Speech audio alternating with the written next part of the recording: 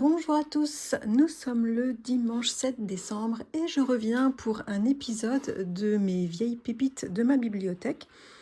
Pour ceux qui ne connaîtraient pas ce petit rendez-vous, c'est un petit rendez-vous que j'ai créé il y a plusieurs mois parce que j'avais également envie de parler, en plus de mes lectures récentes, j'avais aussi envie de mettre en avant les lectures que j'ai faites, bien avant d'être sur les réseaux sociaux, donc des lectures qui ont une voire plusieurs décennies parce que, ben, voilà, j'ai envie de les dépoussiérer, de les partager et puis aussi de m'en souvenir tout simplement.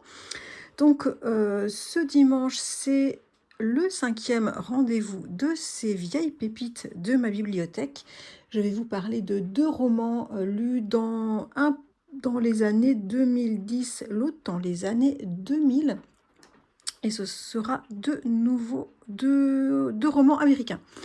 Le premier, c'est un roman de Julia Glass, une auteure américaine. C'est un gros pavé, que je me souviens avoir dévoré en 2000. Bah oui, là, j'avais même la date de l'achat.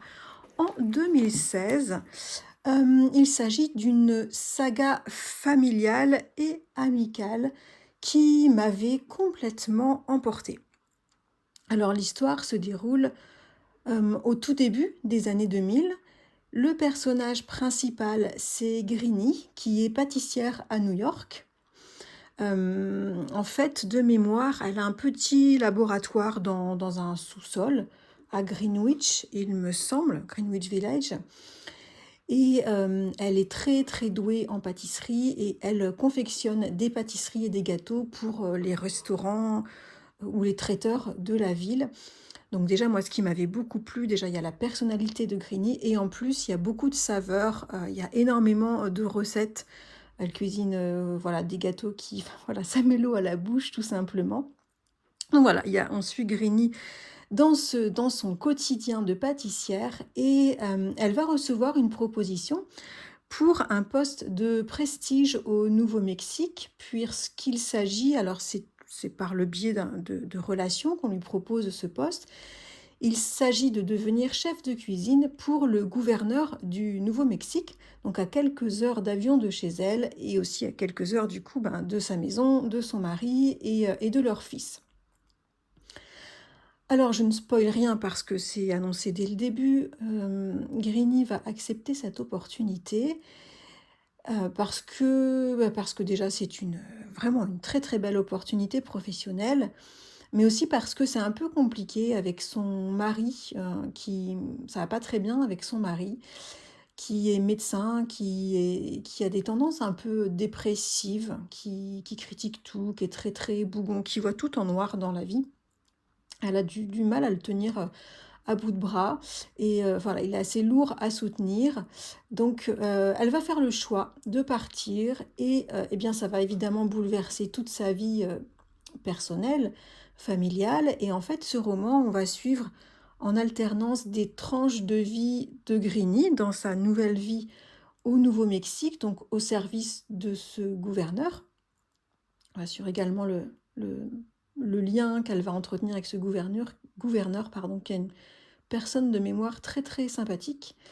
On va suivre également les tranches de vie de son mari, qui est censé la rejoindre plus tard, mais qui pour l'instant reste à New York, de leur fils, qui va pas super bien dans l'histoire, mais aussi de son meilleur ami, et puis aussi d'une femme, je crois que son prénom c'était Saga, qui est sortie un peu de nulle part, qu'elle a rencontrée dans la rue, je crois, une femme très qui n'a pas eu de chance dans la vie, qui est très pauvre, qui, qui est en situation de handicap. Je ne me souviens plus de quel handicap. Je crois qu'elle avait eu un traumatisme crânien, il me semble.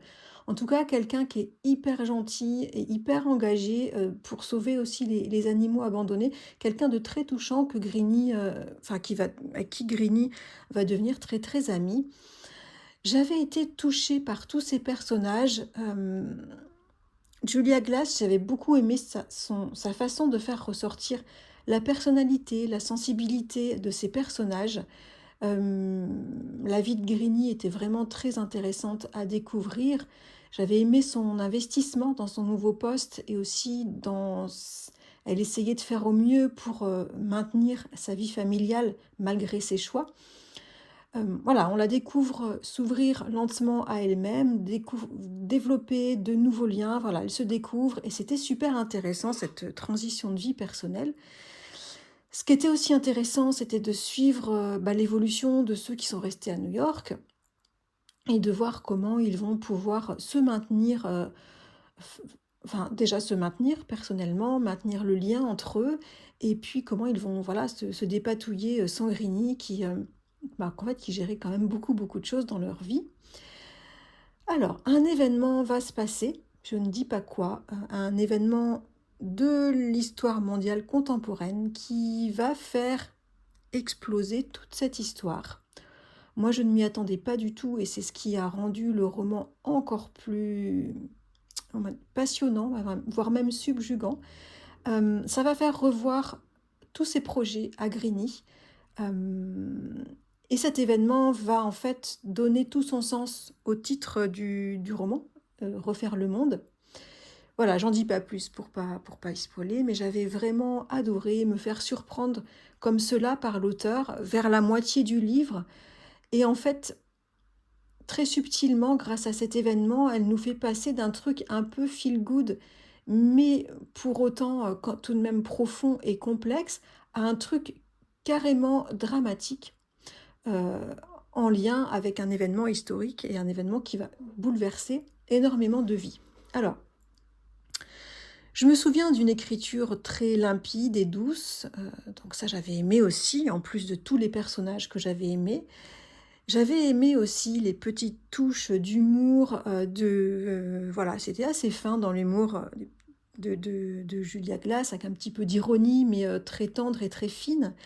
Je me souviens que j'avais tourné les pages avec toujours l'envie de savoir ce qui allait arriver à tous les personnages, comment ils allaient évoluer, comment ils allaient se révéler à eux-mêmes et aux autres, comment ils allaient accepter les diverses situations qui se présentaient à eux, et puis sortir de certains mensonges, de certaines blessures, petites ou grandes. Bref, c'était vraiment un roman très, que j'avais trouvé très riche, passionnant, du point de vue des relations humaines et familiales. Voilà, c'est un roman sur l'acceptation et le changement, très fin.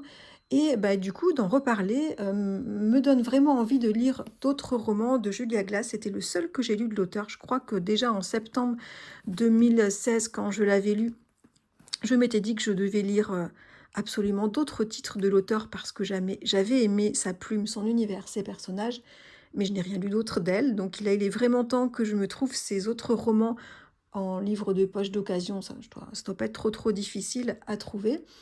Mais voilà, c'est une lecture que je recommande, Refaire le monde de Julia Glass. Alors, seconde vieille pépite de ma bibliothèque dont je suis très contente de parler parce que c'est bien d'actualité, c'est ce roman assez vieux de John Grisham, Pas de Noël cette année. C'est un roman qui était paru tout début des années 2000. Alors avec John Grisham, on pourrait s'attendre à du thriller juridique comme il en a l'habitude, mais alors là, c'est complètement différent. En fait, j'avais acheté ce roman un peu au hasard, tout simplement parce que le titre me parlait énormément. Voilà, Pas de Noël cette année. Je suis pas super emballée par Noël. Je suis pas très noélique, on va dire, à cause de plein de contraintes, euh, voilà, d'obligations qui entourent pour moi Noël chaque année. Mais bon, du coup, cette phrase Pas de Noël cette année m'avait beaucoup parlé. Dans ce roman, on va suivre un couple de quinquagénaires américains assez aisés qui vit dans une banlieue pavillonnaire et qui décide de ne pas partir au moment des fêtes de Noël, mais de piocher dans leurs économies pour s'offrir une croisière, parce que de toute façon, c'est la première année que leur fille est partie vivre loin de chez eux, elle ne va pas venir pour Noël, et ça risque d'être un peu trop triste pour eux. Du coup, ben voilà, ils ont décidé d'en profiter pour se faire plaisir un petit peu avec cette croisière. Et donc, ils ne vont pas fêter Noël. Alors, ils en sont, au début, ça les a un petit peu déroutés, et puis finalement, plus ça approche, plus ils sont ravis, parce qu'ils vont éviter la foule des centres commerciaux, ils vont éviter le casse-tête des cadeaux, les soirées de Noël pénibles au bureau, les repas de famille, les cartes à faire, les cadeaux inutiles et les remerciements un peu hypocrites. Voilà, tout le tralala de Noël, finalement, ils se rendent compte qu'ils sont super contents d'y échapper. Et plus ils voient les gens autour d'eux s'exciter pour Noël, et plus ils réalisent la fatigue en moins qu'ils vont avoir, et aussi l'argent qu'ils vont avoir en plus. Enfin bref, ils sont tout heureux de boycotter Noël, de faire des économies de fatigue et d'argent. Alors ils n'ont pas dit à leur entourage qu'ils partaient en croisière, juste qu'en fait ils n'allaient pas fêter Noël cette année. Mais ils n'imaginent pas à quel point leur décision va déchaîner les passions autour d'eux. Alors déjà, le voisinage ne va pas aimer qu'ils soient les seuls à ne pas participer au concours de décoration extérieure de Noël, qui est une vraie tradition dans le quartier. Le fait qu'ils n'y participent pas, eh bien, ils vont se rendre compte qu'en fait, ils sont en train de créer une véritable révolution dans le quartier, et ils vont subir pas mal de pression de la part du voisinage. Ils n'achètent pas de sapin, ils ne prévoient pas de réveillon parce que, en fait, ils partent très tôt le jour de Noël. Et alors ça aussi, ça fait jaser. Les gens ne comprennent pas et ils inventent des histoires abracadabrantes pour expliquer qu'ils ne fêtent pas Noël. Ils leur taillent une sale réputation.